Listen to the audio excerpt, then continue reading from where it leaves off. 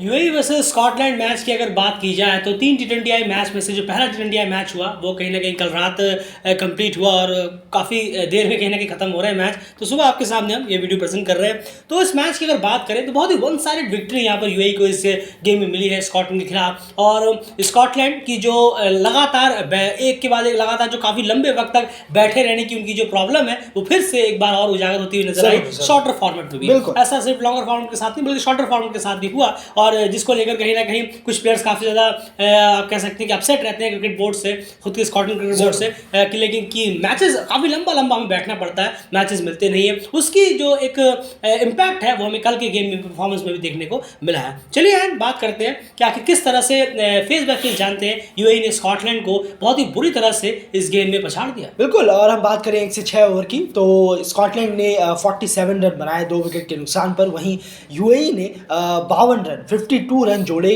बिना कोई विकेट गंवाए। तो पहला फेस यूएई के नाम रहा। 7 से 15 ओवर की बात करें तो यहाँ पर स्कॉटलैंड ने 80 रन किए 2 विकेट के नुकसान पर। और वहीं यूएई ने इस फेस में 74 रन बनाए 1 विकेट के नुकसान पर। तो ये फेस आपके अगर हम कहें स्कॉटलैंड के बिल्कुल नहीं माफ कीजिएगा, जी हाँ बिल्कुल यूएई के नाम रहा है क्योंकि उन्होंने विकेट भी अपना लेस गिराया, वो चेस कर रहे हैं, एक स्पीड भी उन्होंने कायम रखी है। यहाँ पर यूएई के नाम ये फेस रहा। उसके बाद तीसरे फेस में देखें तो डेथ फेस में 16 से 20 की अगर हम बात करें तो यहाँ पर स्कॉटलैंड ने 20 रन बनाए, अपने चारों विकेट गंवा दिए। और हम बात करें यूएई की तो उन्होंने 23 रन यहाँ बनाए, इस फेस में मैच भी जीता और बिना कोई विकेट गंवाए। और इस फेस को भी और इस मैच को भी वो लेकर चले गए। और स्कॉटलैंड 147 8 विकेट के नुकसान तक 20 ओवर के बाद पहुंच पाया। वहीं यूएई ने बहुत शानदार तरीके से इस चेस को 18वें ओवर के अंदर 17.4 ओवरों में 149 रन बनाकर चेस कर लिया। बिल्कुल, तो 8 विकेट से यूएई को जीत मिली। अब इस फेस बाय फेस में आप एक चीज देखेंगे क्लियरली, जिस फेस में सबसे ज्यादा इंपैक्ट किया स्कॉटलैंड के स्कोर्स को वो है उनका डेथ फेस। मिड फेस तो 15 ओवर तक भी आप कह सकते हैं कि ठीक ठाक था। अगर आप देखेंगे 15 ओवर तक उनका 127 रन था और 4 विकेट थे। तो ऐसा कुछ नहीं था, आपके पास 30 बॉलें पड़ी और 6 विकेट आपके हाथ में है, पूरी तरह से मैच में ऑन था। लेकिन उसके बाद लास्ट की 30 बॉलों को यूटिलाइज करने में स्कॉटलैंड पूरी तरह से नाकामयाब रहा। लास्ट की 30 गेंदों में बैटिंग करते हुए सिर्फ 20 रन मारे और 4 विकेट अपने गंवा दिए। यही वो फेस रहा जहां पर स्कॉटलैंड इस गेम में काफी पीछे हो गया और कम से कम 25 से 30 रन वो यहाँ पर कम रह गया, जहां पर डेथ फेस में और ज्यादा उन्हें बनाने चाहिए थे। और इसी तरह से यूएई ने तीनों फेस में स्कॉटलैंड को बुरी तरीके से कहीं ना कहीं यहाँ पर मात दी है। चलिए बैटिंग कार्ड्स की यहाँ बात कर लेते हैं। जो टॉप स्कोरर्स रहे यहाँ पर जॉर्ज मनसे यहाँ पर टॉप स्कोरर रहे, जिन्होंने शानदार 75 रन किए। ये सबसे हाईएस्ट स्कोर है किसी भी स्कॉटलैंड बैट्समैन का यूएई के खिलाफ T20I में। उसके बाद ओली हेड्स की बात करें तो क्लीन बोल्ड हो गए, बेहतरीन डिलीवरी थी जुनैद सिद्दीकी की। बॉलिंग की बात जरूर करेंगे। ब्रेंडन मैकमिलन का खराब जो परफॉर्मेंस है एशिया में वो लगातार चालू है, चाहे हम फिर ओडीआई की बात करें या फिर अब T20 की बात करें, यहाँ पर भी उनका खराब परफॉर्मेंस लगातार जारी है। रिची वेलिंगटन कुछ खास नहीं कर पाए, सिर्फ 7 रन बनाकर आउट हो गए। माइकल लीस और जैक जार्विस ने मिडिल ऑर्डर में कुछ कंट्रीब्यूशन दिया 19 और 21 का, उसी की बदले टीम ने 147 के आसपास का स्कोर लगाया। बाकी लोअर ऑर्डर भी कुछ खासा कर नहीं पाया। क्रिस ग्रिज, मार्क वार्ड जो है एक बहुत बड़े डिसअपॉइंट नजर आ रहे हैं अभी तक इस टूर में। अभी तक उस टूर में उनके बल्ले से रेयर ही रन निकले हैं, जबकि वो ऑलराउंडर्स कैटेगरी में भी रैंकिंग्स में आते हैं और काफी वक्त से स्कॉटलैंड के रन कर भी रहे थे। ये एक बहुत बड़ा सेटबैक है कि लोअर ऑर्डर में जो रन आ रहे थे स्कॉटलैंड के लिए लगातार, जिसके बारे में हम काफी चर्चा कर रहे थे, वो हमें देखने को मिला नहीं है, ना ही ओडीआई में ना ही T20I में। एंड बात करेंगे आप बॉलिंग डिपार्टमेंट की।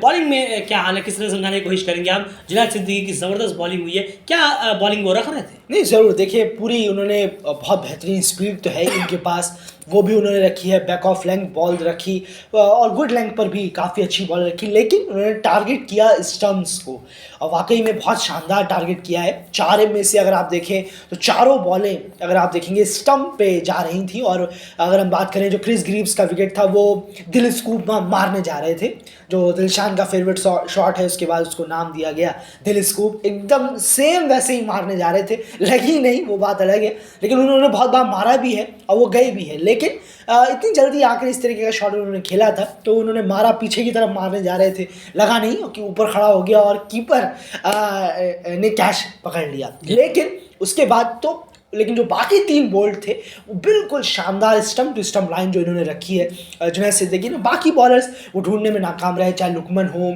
आकिफ हो, ये लोग थोड़ा सा अपनी लाइन लेंथ से परेशान थे, लेकिन अयान की शानदार बॉलिंग रही है। जी हाँ, 2 विकेट उन्होंने भी निकाले।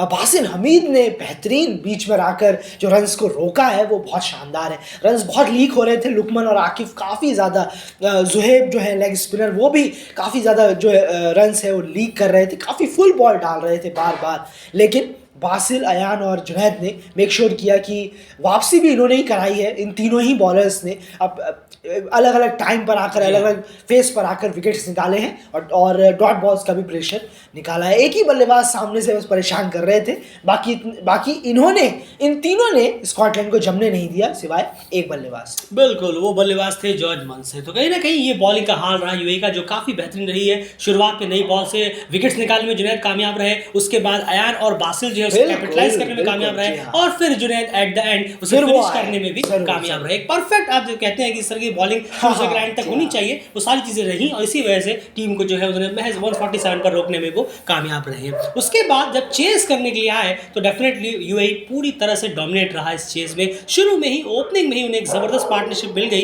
मोहम्मद वसीम ने 68 रन किए 43 गेंदों में, नॉट आउट गए, वो भी पूरा मैच लेकर गए। तनिष सूरी ने 37 रन किए, अलीशान शराफू ने यहाँ पर 32 रन किए 29 गेंदों पे, और उसके बाद आर्यन जो है 1 ही रन बचा था और मैच यहाँ पर कंप्लीट हो गया। तो ये कुछ हाल रहा। अगर आप देखें रन्स का तो तनिष सूरी ने एक ज़बरदस्त शुरुआत जरूर दिलाई मोहम्मद वसीम के साथ, और पावर प्ले में कोई विकेट नहीं गिरने दिया। वहीं पर कहीं ना कहीं लगा था कि ये चेस है ये कहीं ना कहीं यूएई स्मूथली ले जाएगा और बाकी बचा कुचा काम। उसके बाद जो अलीशान आए उन्होंने भी 32 रन कर दिए और बहुत स्मूथली चेस चला गया। एक अच्छी चीज़ हुई कि मोहम्मद वसीम अपना विकेट लास्ट तक लेकर गए और बहुत इंपॉर्टेंट रहा एक इनिंग। जी हाँ, क्योंकि हमें गौर करना होगा थोड़ा सा यहाँ पर स्ट्राइक रेट पर भी। जी हाँ, बहुत अच्छी बल्लेबाजी की है दोनों ने, उनका साथ देते हुए नजर आ रहे थे वसीम का, क्योंकि वसीम जब इतना ज़्यादा एक्सीलरेट कर रहे हैं तो उन्हें मारने की क्या ज़रूरत थी, तनिष सूरी हो या अलीशान हो।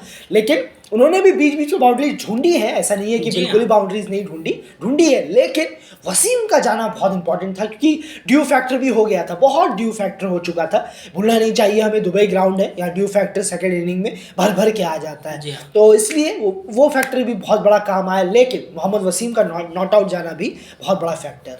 बिल्कुल। एंड अब बात करते हैं स्कॉटलैंड की बॉलिंग की। 148 यहाँ पर रन, 147 रन करीब रन थे आपके पास डिफेंड करने के लिए, लेकिन बॉलिंग में आपको कुछ खासा कोई अलग नज़र आया जहाँ पर आपको लगा कि हाँ ये बॉलिंग जो है, ये इस बॉलिंग में कुछ भी ऐसा नज़र आ रहा है जो कि 147 को डिफेंड करने की दमखम रखता है। हालांकि रन्स कम थे लेकिन फिर भी वो हमें एक वो फाइट भी नज़र नहीं आई स्कॉटलैंड की बॉलिंग में। वो हमें ओडीआई में भी नज़र आया था, बहुत फीकी नज़र आई है स्कॉटलैंड की अभी तक बॉलिंग इस यूएई टूर में। बिल्कुल सही कहा आपने, बॉलिंग से डिसअपॉइंट ज़रूर है और तैयारी के लिहाज से अभी बहुत, यानी कि इस तरीके की तैयारी के लिए स्कॉटलैंड को और ज़्यादा तैयारी की ज़रूरत है। जो हमें देखने को मिल रहा है सामने, बल्लेबाज किस तरीके के शॉट खेल रहे हैं, बॉलर्स अभी भी अपनी एक लेंथ, अपनी लाइन नहीं पकड़ पा रहे, रिदम में नहीं है, तो पूरी कोशिश करनी चाहिए कि इसको थोड़ा सा कैपिटलाइज करें जो प्लेयर्स हैं वो जल्दी से, क्योंकि आपको गेम्स इतने मिलते नहीं हैं, सॉरी, लेकिन अब क्या करें, जो है वो आपके सामने ही गेम्स है, आपको यहीं से फौरन आप बहुत अच्छे, क्योंकि बहुत एक्सपीरियंस प्लेयर भी टीम में मौजूद है,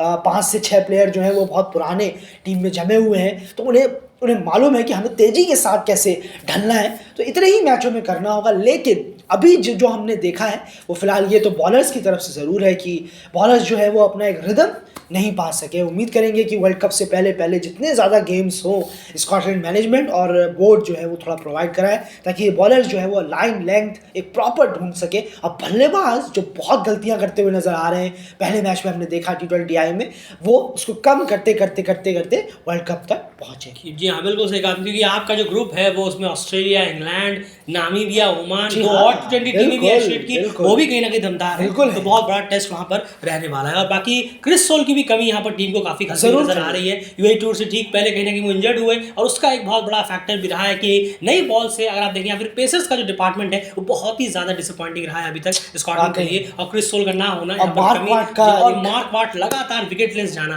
क्योंकि मार्क वाट ने इस टूर में बहुत ही कम विकेट लिए पूरा वर्ल्ड कप लीग 2 का, और इसको मिलाकर अगर हम देखें और उनका बीच में आकर विकेट्स ना निकालना बहुत ज़्यादा भारी पड़ रहा है स्कॉटलैंड को। विकेट्स में आना पड़ेगा वरना बहुत देर हो जाएगी। फिलहाल इस एनालिसिस में इतना ही। बने रहिए डेली क्रिकेट चैनल के साथ, बाकी सारे अपडेट्स के लिए लगातार डेली क्रिकेट चैनल सब्सक्राइब रखिए और बने रहिए। बाय।